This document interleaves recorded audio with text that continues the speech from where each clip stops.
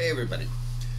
So I'm just here thinking about stuff, and this has to be very casual. There's no other way I can do this. I mean, in terms of producing uh, stuff, it's time consuming.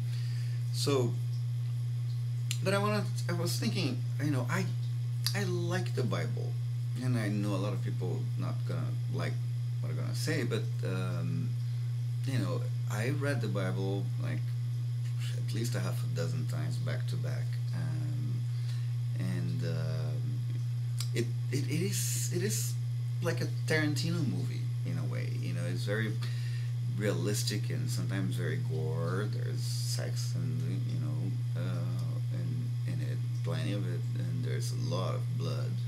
Um, and but it's an interesting book in the sense that it's not like a oracle, like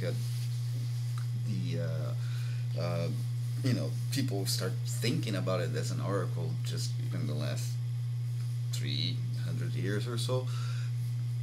But it is, more established as a narrative of a people who had an experience that they relate to a god and what that experience was, basically. Um, so it's not, you know, an hour or something that you open and point it up and say, "Oh, that's the lesson to my life," because it can be dangerous to do that with the Bible. There's a lot of stories there that I really like. I was thinking the other day, like, well, one of the stories that I like in the Bible is David's. You know, David was the king of Israel after Saul. Saul probably was kind of a depressed, drunk by the end of his kingdom, and he was consulting. He was consulting oracles and all that kind of stuff, and it only made his life worse. And he was clearly, you know, depressed, and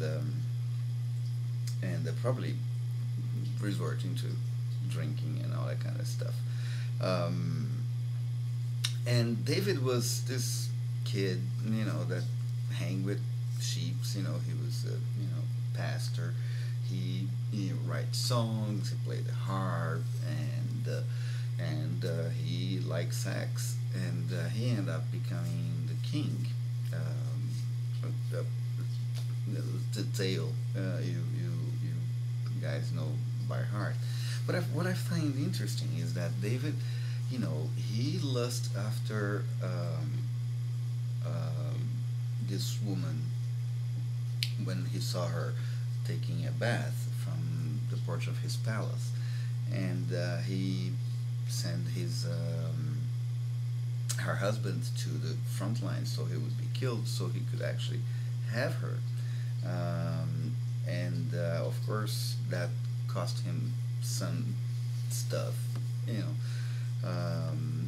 know, it's you can't do that and go unpunished. And but but also there was a little blessing on that, in the sense that their child was Solomon, the next king, and considered one of the wisest men in the world. So Solomon was son of David and Bathsheba. Um, so that was very interesting. And also, what was interesting is that David he liked sex, he likes wine, he likes music, and dancing.